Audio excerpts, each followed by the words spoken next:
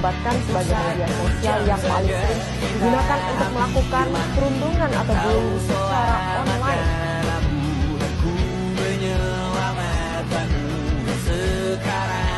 Stop cyberbullying.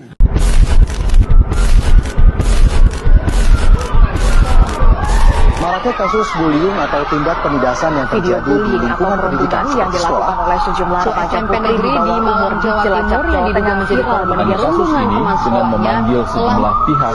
Bullying merupakan ekspresi menyimpang pada anak dalam upaya pencarian jati diri, peran pendidikan di keluarga dan sekolah sangat diperlukan sebagai penyeimbang.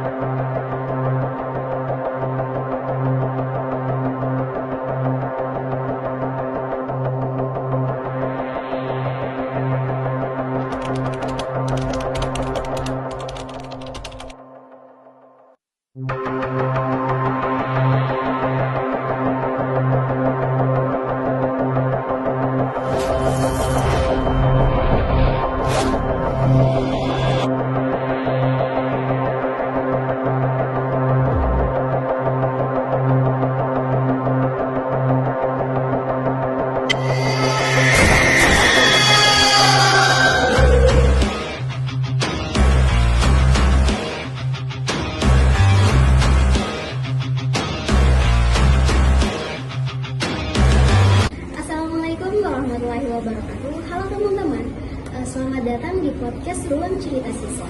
Perkenalkan, nama saya Sri Buhung.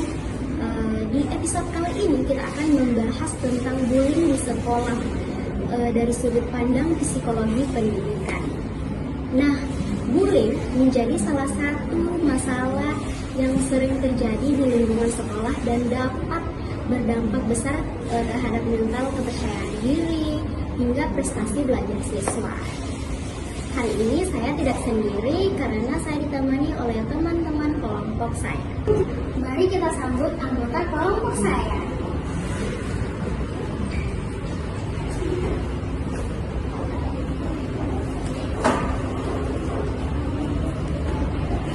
Halo semuanya, perkenalkan nama saya Faryani. Di sini saya akan membahas contoh kasus bullying yang terjadi di sekolah. Halo semuanya, perkenalkan nama saya Francisca Andis. Saya akan menjelaskan dampak bullying berdasarkan psikologi pendidikan. Halo semuanya, perkenalkan nama saya Nusantara. Saya akan membahas tentang mencegah bullying di sekolah. Nah, jadi tujuan podcast ini adalah untuk memahami dampak bullying terhadap siswa serta mencari solusi agar lingkungan sekolah itu menjadi lebih aman dan nyaman. Sekarang kita masuk pada pembahasan kasus bullying. Saya persilahkan kepada Contoh kasus yang akan kita bahas adalah tentang seorang siswa SMP bernama Andi. Andi sering diejek oleh teman-temannya karena penampilannya yang dianggap berbeda. Awalnya hanya bercanda, tetapi lama-kelamaan ejekan tersebut menjadi hinaan setiap hari. Teman-temannya juga sering menyembunyikan barang-barang Andi dan membuat Andi malu dalam kelas. Akibatnya, Andi takut pergi ke sekolah, sulit berkonsentrasi dalam belajar, dan nilainya mulai menurun. Menurut beberapa penelitian, bullying dapat menyebabkan siswa mengalami stres, kecemasan, rendah diri, dan bahkan depresi. Korban bullying biasanya merasa tidak aman di sekolah dan kehilangan rasa semangat belajar. Nah, kalau dipikir-pikir, kasus seperti ini ternyata masih sering terjadi di sekitar kita dan kadang dianggap bercanda, padahal dampaknya serius. Nah, sekarang kita masuk ke analisis dari sudut pandang psikologi pendidikan. Silakan. Baik, terima kasih. Dalam psikologi pendidikan, bullying dapat mempengaruhi perkembangan emosional dan proses belajar siswa. Menurut teori-teorisme dari Skinner, perilaku bullying bisa terbentuk karena pelaku merasa mendapatkan perhatian atau dukungan dari teman-temannya. Jika perilaku tersebut dibiarkan dan tidak diberi konsekuensi, maka bullying akan terus berulang-ulang. Selain itu, berdasarkan teori kognitif, siswa menjadi korban bullying dapat kehilangan rasa percaya diri dan merasa dirinya tidak berharga. Menurut teori self-regulant learning juga menjelaskan bahwa kondisi mental siswa sangat mempengaruhi kemampuan mereka dalam mengontrol proses belajar.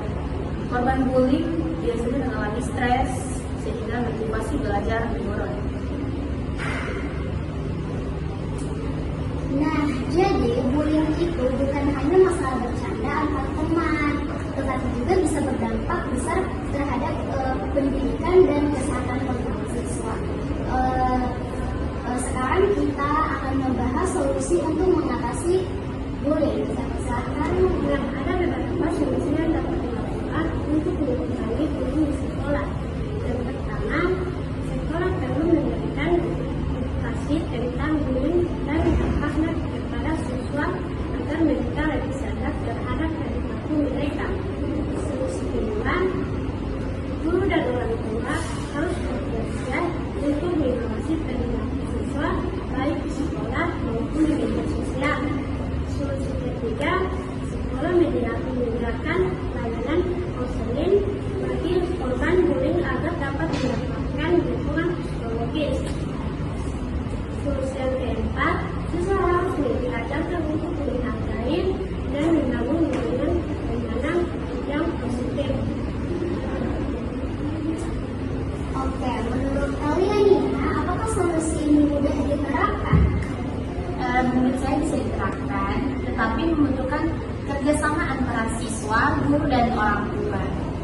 Benar, kadang bullying sulit dihentikan kalau lingkungan sekitar masih menganggapnya sebagai candaan biasa. Nah, dari pembahasan hari ini, kita dapat memahami bahwa bullying itu memiliki dampak besar terhadap kondisi mental dan proses belajar siswa. Bullying dapat menyebabkan korban kehilangan rasa percaya diri, sulit fokus belajar, dan merasa tidak nyaman di sekolah. Terima kasih sudah mendengarkan podcast Ruang Cerita Siswa. Sampai jumpa di episode berikutnya. Dan ingat, lingkungan sekolah yang baik dimulai dari sikap saling menghargai. Assalamualaikum warahmatullahi wabarakatuh.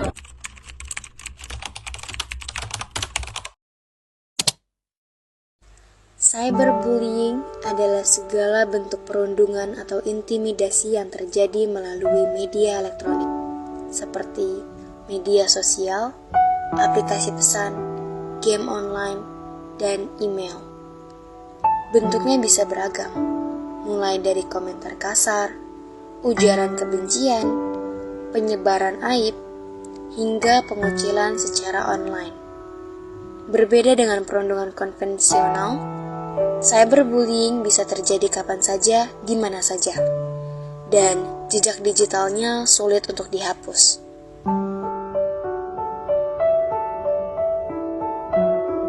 Cyberbullying memiliki dampak yang sangat merusak bagi kesehatan mental dan emosional korban.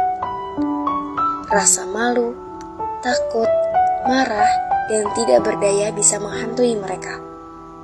Karena terjadi di dunia maya, dampaknya bisa terasa lebih luas dan tahan lama.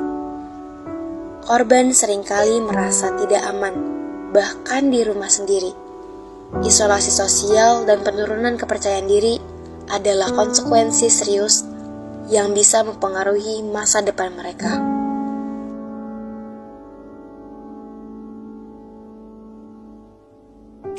Cyberbullying adalah masalah serius yang dapat merusak masa depan generasi digital.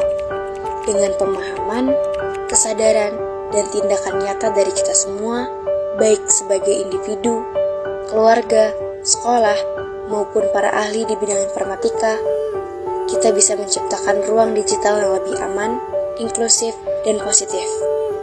Mari bersama-sama wujudkan masa depan digital tanpa cyberbullying.